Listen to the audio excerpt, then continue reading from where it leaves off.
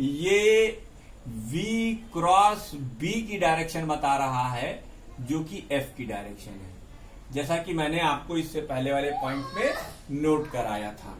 तो याद रखिएगा, f हमेशा v और b के परपेंडिकुलर होगा, और यही वजह है कि मैग्नेटिक फोर्स किसी भी ऑब्जेक्ट को कभी एक्सीलरेट या डी एक्सीलरेट नहीं करता। ठीक, as f is perpendicular to v and f is perpendicular to b।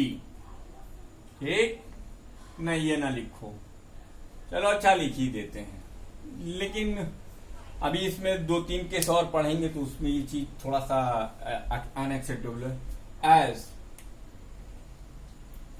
ये लिखो, if m does not accelerate or deaccelerate, ना ये एक्सीलरेट करता है और डीएक्सीलरेट अ पार्टिकल, चार्ज पार्टिकल, एक चार्ज पार्टिकल को ना वो एक्सीलरेट करता है ना वो डीएक्सीलरेट करता है। The direction of Fm is given by right hand. The direction of Fm is given by Fleming's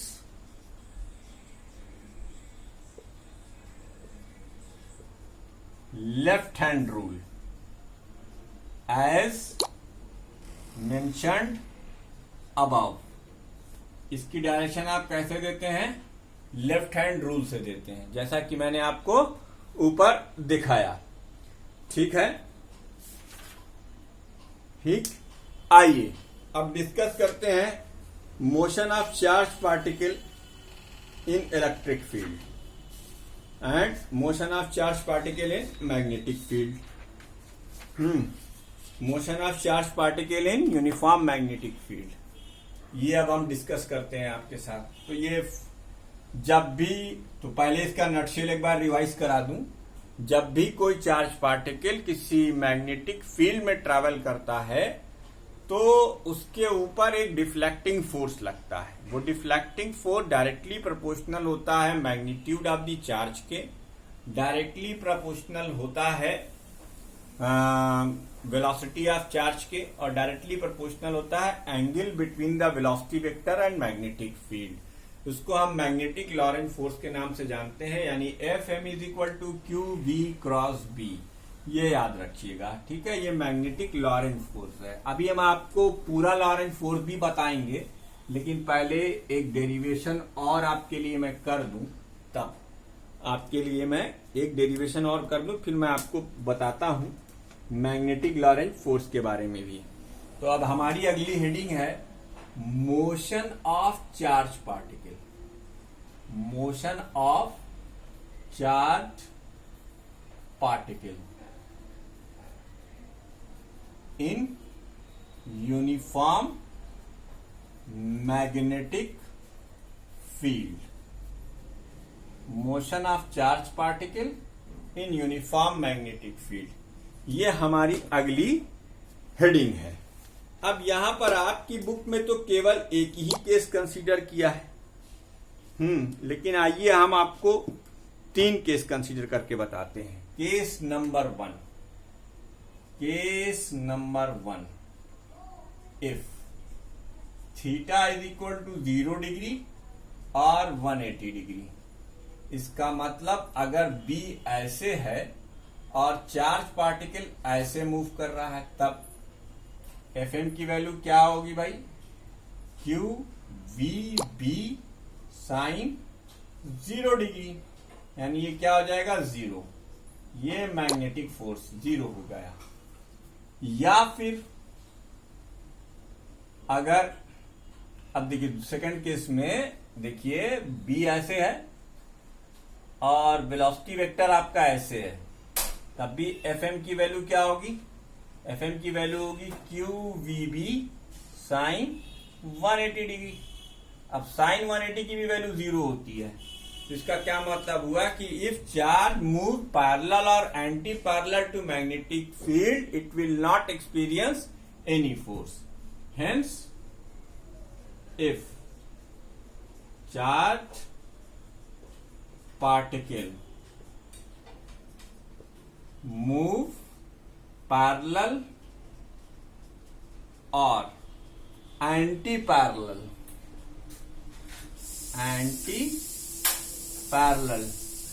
to magnetic field,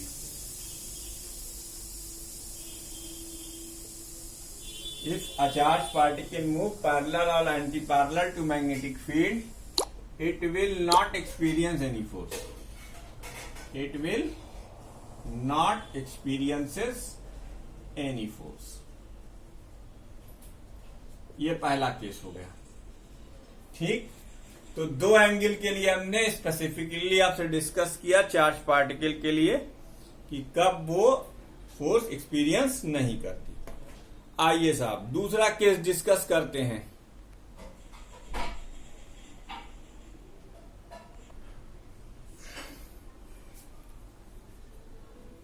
तो पहला केस ये था, अब सेकंड केस हम डिस्कस करेंगे जब थीटा की वैल्यू 90 डिग्री हो। Case number 2, if theta is equal to 90 degree, that is V is perpendicular to B। अभी आपने पैरेलल और एंटी पैरेलल का केस डिस्कस किया, अब आप डिस्कस कर रहे हैं V is perpendicular to B. Consider a cross magnetic field. Consider a cross uniform magnetic field. Uniform magnetic field B in a region in which a particle of mass m and charge q entered with velocity v as shown। आपने क्या consider करना है? एक cross magnetic field consider करना है। बच्चों cross magnetic field का मतलब क्या हुआ कि आपकी जो कंसीडर्ड मैग्नेटिक फील्ड है वो मैग्नेटिक फील्ड इस व्हाइट बोर्ड के प्लेन में वर्टिकली डाउनवर्ड डायरेक्शन में है। ठीक, फॉर द टाइम इंस्टेंट हम एक पार्टिकुलर पॉइंट पर आपको दिखा रहे हैं कि क्या हो सकता है चार्ज पार्टिकल के साथ। एक चार्ज पार्टिकल के साथ क्या हो सकता है, देखिए सपोज कर लीजिए उसकी वेलोसिटी वेक्टर बी ये है, ये वेलोसिटी वेक्टर है। ठीक, और यहां जो बी है इस रीजन में बेटा वो डाउनवर्ड डायरेक्शन में, वो कहां है, वो डाउनवर्ड डायरेक्शन में। देखिए ये वेलोसिटी वेक्टर हो गया, ये मैग्नेटिक फील्ड वेक्टर हो गया, और ये जो आपका ये जो हमारा थंब है, ये हमारा थंब आपके फोर्स को बताएगा। देख लीजिए फ्लेमिंग का लेफ्ट हैंड रूल, ये वेलोसिटी वेक्टर, ये अंदर जाती हुई उंगली मैग्नेटिक फील्ड, तो इसके ऊपर फोर्स कैसा लगेगा, Fm। कैसे लगेगा, इस डायरेक्शन में लगेगा। अब जब किसी ऑब्जेक्ट पर परपेंडिकुलर डायरेक्शन में फोर्स लगाओ और वो मोशन में हो तो बेटा उसकी मोशन लीनियर से बदलकर सर्कुलर हो जाती है। क्यों, परपेंडिकुलर फोर्स की वजह से। तो ये घूमते घूमते घूमते घूमते ऐसे आ जाएगा। ये देखिए ये इसकी सर्कुलर मोशन हुई। चलिए मैं आपकी सुविधा के लिए यहाँ पर अलग अलग पॉइंट पर कुछ फोर्सेस की डायरेक्शन दिखा देता हूँ। जैसे यहाँ वेलोसिटी वेक्टर v, तो यहाँ जो Fm लगेगा वो ऐसे लगेगा। यहाँ पर वेलोसिटी वेक्टर की डायरेक्शन ये टेंजेंशियल टू द पाथ होता है वेलोसिटी वेक्टर, ये 11th में ही मैं आपको बता चुका हूं Fm। ठीक, अगर यहाँ आपने वेलोसिटी वेक्टर फिर ऐसे माना तो फिर एफएम ऐसे लगेगा। यानी आप देख सकते हैं कि एफएम सेंटर की तरफ डायरेक्टेड एक फोर्स है। The necessary centripetal force due to perpendicular magnetic field charge particle revolve on circular track in magnetic field, याद रखिएगा। लेकिन वो एक ही कंडीशन में होता है जब magnetic field perpendicular to the velocity vector हो इनिशियली, है ना। तो due to perpendicular magnetic field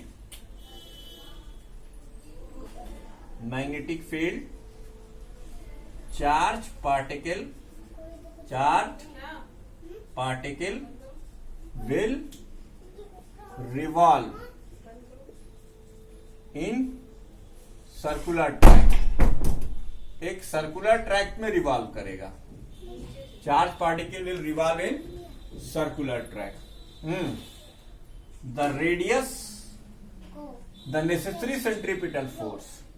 अब देखो 11 से ही तुम्हें मालूम है कि हमने बताया था कि इस मौके पर जो मौजूद फोर्स होता है वो सेंट्रीपिटल फोर्स देता है, नेसेसरी सेंट्रीपिटल फोर्स। वो यहां पर कौन सा फोर्स है? Magnetic force.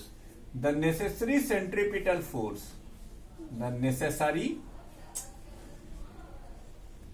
Centripetal force for the circular motion, for the circular motion of charge particle, of charge particle will be provided by the magnetic Lorentz force, by the magnetic Lorentz force। ये provide करेगा। बात समझ में आ रही? इसका मतलब आप लिख सकते हैं F सेंट्रीपिटल, F सेंट्रीपिटल यानी centripetal force, F centripetal is equal to F magnetic. F centripetal की वैल्यू mv² अपॉन r, और इसकी वैल्यू क्या होगी आप जानते हैं। FM की वैल्यू अभी मैंने डिस्कस की थी, QVB sin 90, QVB sin 90। अरे भाई मैग्नेटिक फील्ड वेलोसिटी वेक्टर के परपेंडिकुलर है, कहीं भी आप रख के देख लीजिए। फ्लेमिंग का लेफ्ट हैंड रूल लगाइए, ये देखिए फ्लेमिंग का लेफ्ट हैंड रूल, ये देखिए फ्लेमिंग का लेफ्ट हैंड रूल, ये देखिए फ्लेमिंग का लेफ्ट हैंड रूल। मेरा हाथ मत तोड़वाओ वरना पैसा तुम इसी लेंगे, प्लास्टर बंधवाई हैं, समझ लो। तो R, ये R क्या है बेटा? R है radius of circular track, radius of circular track. ये सर्कुलर ट्रैक की रेडियस है। और देखो बेटा v की एक पावर कैंसिल हो जाएगी, r उधर सब्जेक्ट बन जाएगा, qb डिनोमिनेटर में आ जाएगा, यानी mv अपॉन qb। ये सर्कुलर ट्रैक की रेडियस निकालने का फार्मूला हो गया। ये पहला formula, r radius describe by the circular track. उसके बाद हम इसमें और भी बहुत कुछ आपको निकाल कर दिखाते हैं। चलिए साहब, रेडियस निकाल लिया आपने, अब हम इसमें निकालेंगे टाइम पीरियड, यानी एक चक्कर में लगा समय। ये तो आपको समझ में आ ही गया होगा। वीडियो को पॉज करना है, इसे नोट करना है। मैं हट भी गया था एक सेकंड के लिए। तो time period, time period, time period T, ये हो जाएगा circumference, circumference upon linear velocity, circumference upon linear velocity, that is 2 pi r upon v। r की वैल्यू अभी ताजी ताजी आपने निकाली है, mv upon qv into v। तो ये क्या हो गया? टाइम पीरियड का फार्मूला यहां लिख दो, t is equal to 2 pi m upon q into b। ये टाइम पीरियड का फार्मूला आ गया। अब बेटा जब टाइम पीरियड आ गया तो फ्रीक्वेंसी भी निकाल लेते हैं। What is frequency. ये सब सर्कुलर मोशन की बात हो रही है चार्ज पार्टिकल की, सर्कुलर मोशन। ठीक, फ्रीक्वेंसी, फ्रीक्वेंसी भी बता चुका हूं आपको 11th में। फ्रीक्वेंसी 1 टाइम पीरियड होती है, 1 टाइम पीरियड, यानी ये क्या हो जाएगा QB/2πm। अच्छा, इसको एक और नाम से जानते हैं, साइक्लोट्रॉन फ्रीक्वेंसी। साइक्लोट्रॉन फ्रीक्वेंसी, तब इसको नाम FC से लिखते हैं। ठीक, ये दूसरा फार्मूला हो गया FC का। उसी तरीके से अगर आपसे कहा जाए व्हाट इज एंगुलर फ्रीक्वेंसी, तो एंगुलर फ्रीक्वेंसी और आसानी में से निकल आएगी। एंगुलर फ्रीक्वेंसी जो है वो हो जाएगी फार्मूला होता है 2πf, यानी फ्रीक्वेंसी। ये हो जाएगा 2π इंटू QB/2πm। ये हो जाएगा QB/m। ये एंगुलर फ्रीक्वेंसी हो गई। बेटा, जब पार्टिकल मोशन में है तो उसके पास एक बिचारी एनर्जी काइनेटिक होगी, तो अब इसकी काइनेटिक एनर्जी भी निकाल लो। काइनेटिक एनर्जी, काइनेटिक एनर्जी कैसे निकलेगी, ये होता है हाफ ऑफ mv², यानी 1/2 m इंटू v की जगह पर आप लिखेंगे r ओमेगा का होल स्क्वायर।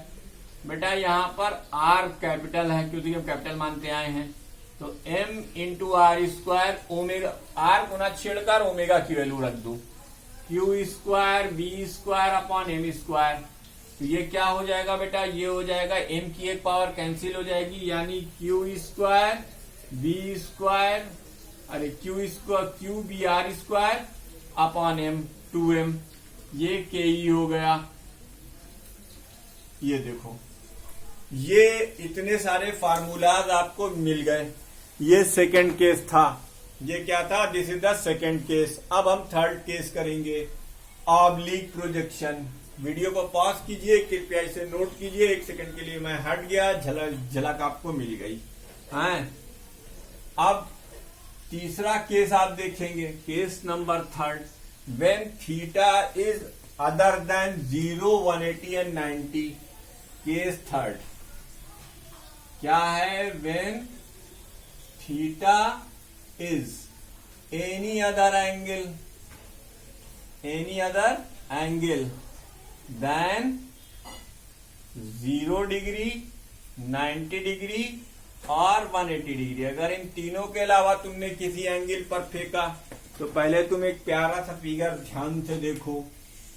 मान लो ये एक प्लेन है, प्लेन में ये b की डायरेक्शन है।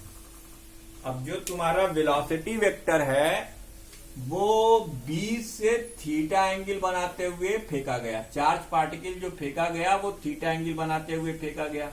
ये वेलोसिटी वेक्टर है। तो तुम्हें बहुत अच्छे से मालूम है इसके 2 कंपोनेंट होंगे, एक होगा vx यानी v cos थीटा, और एक होगा vy यानी v sin थीटा। ये सब हमको रटा हुआ है बेटा, है ना, हमारे लिए कोई बहुत बड़ी चीज नहीं है। तो ये vy = v sin theta, vx = v cos theta. तो due to perpendicular component of velocity, गंदी बात, due to y component of velocity, due to y component of velocity, है ना, particle have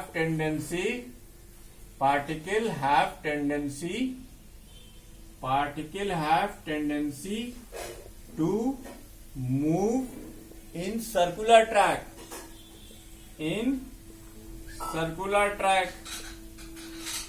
due to x component of velocity,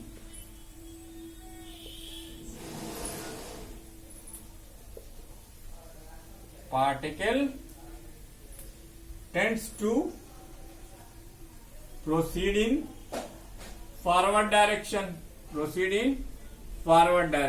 तो Galileo का कहना है कि अगर 2 कंपोनेंट हो जाए तो दोनों की इंडिपेंडेंट मोशन हो तो सकती है, लेकिन हमें बताना पड़ेगा कि दोनों का रिजल्टेंट पाथ क्या है इन फॉरवर्ड डायरेक्शन।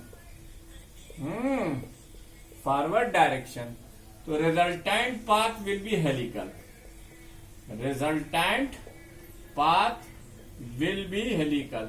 यही सब वो रीजन है जिससे मैंने न्यूटन छोड़ा। न्यूटन में ऐसे इतना एक्सप्लेन नहीं है। Resultant path will be helical. अरे भाई पैसा ले रहे हो तो पूरा काम करके दो ना। ये देखो ऐसे पाथ होगा। अब ये वहां पे जो फिगर बना हुआ तुम खोल के देख लेना, ऐसा फिगर ही नहीं, हेलिकल पाथ। तो बेटा एक बात बताऊं, तो अब रेडियस निकलेगी। क्या निकलेगी? रेडियस,